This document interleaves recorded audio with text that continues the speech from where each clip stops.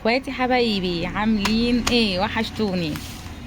المنتج ده انا لسه جايبه النهارده وعجبني جدا. طبعا انا اكلت منه يعني وفتحته.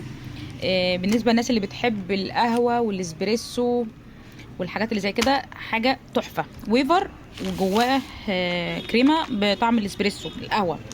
بصوا بصوا عاملين ازاي، والكميه بتاعته رهيبه رهيبه رهيبه طبعا. معلش انا اهو، بصوا الكميه قد ايه. ده طبقتين طبعا، ده انا واكلاها طبعا، واكلاها. بصوا القرمشه، اسمها القرمشه،